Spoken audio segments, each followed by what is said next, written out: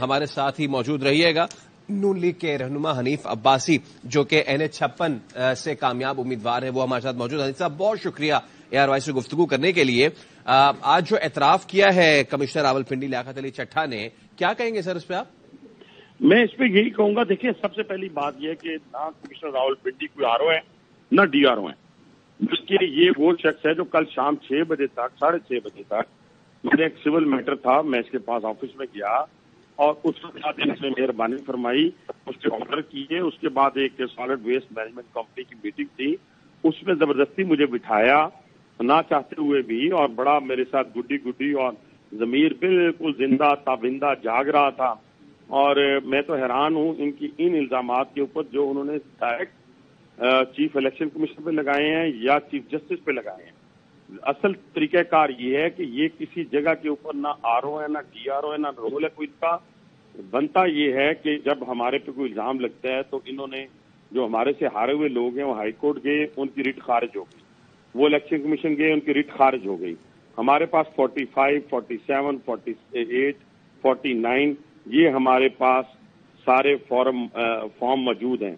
لیکن اب ہر شخص جب اٹھے گا کسی ڈسٹرکٹ سے کسی فلاں جگہ سے اور اٹھ کے کہے گا جی میرا ضمیر 8 گھنٹے پہلے مردہ تھا اب جاگ گیا ہے اور اس پہ یہ فیصلہ کریں، تو سب کے ضمیر ڈیلی کسی پارٹی کے اندر سے بھی جاگ سکتے ہیں، باہر سے بھی جاگ سکتے ہیں، بیوروکریسی میں بھی جاگ سکتے ہیں۔ تو یہ ضمیروں کے پیچھے نہیں چلنا، آئین اور قانون کے پیچھے چلنا ہے۔ اب ہمارے نوٹیفکیشن ہو چکے ہیں، ان کے پاس ایک ہی ہے ریمیڈی لینے کا طریقہ کہ وہ ٹریبونل میں جائیں گے، ٹریبونل سے پھر وہ سپریم کورٹ میں جائیں گے اور دونوں جگہ سے ان کو شکست ہونی ہے۔ یہ 2013-18 والا جو مینڈیٹ چھینا گیا تھا پاکستان مسلم لیگ نواز سے ڈویژن سے، وہ واپس آیا اور یہ شخص جو ہے خود بھی 2-3 ایسے ایشوز ہیں جن کے اوپر میں سمجھتا ہوں کہ یہ پریشرائز ہوا ہوگا۔ ان کے گھر سے کوئی بیٹا بیٹی، یہ فارنر کوئی بہو ہے، وہ بھی ان میں انوالو ہو سکتے ہیں، امریکن ہیں، کچھ ایسی چیزیں ہیں جو باہر سے ملتی جلتی بھی ہیں، کیونکہ یہ 7-8 گھنٹے کے اندر یہ سارا کچھ ہوا ہے اور اس کا سمجھ سے بالا تر ہے کہ یہ جو ضمیر صبح فجر کے وقت جاگا تھا نا وہ بہتر تھا،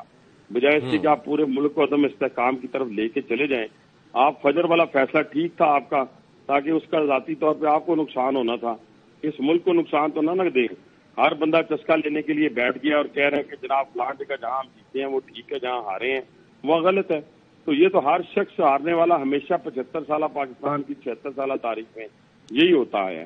اب ملک کو کسی ڈگر پہ لے کے جانا ہے، وہ طریقہ کار یہی ہے، جو فیصلے ہوں گے عدالتوں میں ہوں گے، آئین موجود، قانون موجود، اس کے علاوہ میں نہیں سمجھتا کہ کوئی اور راستہ اپنایا جائے۔ تو حنیف صاحب جیسے کہ آپ کہہ رہے ہیں کہ جی سارے فارمز بھی آپ کے پاس موجود ہیں اور یہ الزامات سارے غلط ہیں، تو آپ پھر آفر کریں گے کہ تحقیقات جو ہیں وہ کر لی جائیں اور تمام جی نو کوئی تحقیقات کسی بندے کے کہنے پہ کسی قسم کی انویسٹیگیشن نہیں ہونی چاہیے۔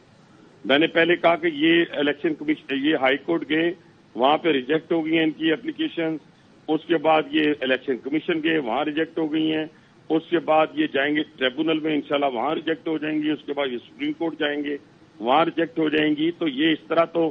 ماسی ویڑا تو نہیں بنانا پاکستان کو، ماسی ویڑا بنانے کے لیے تو ہم نہیں بیٹھے ہوئے کہ ہر بندہ آئے گا ہر بندے کی خواہش کے مطابق جو ہے وہ عمل کیا جائے گا، یہ ممکن نہیں ہے۔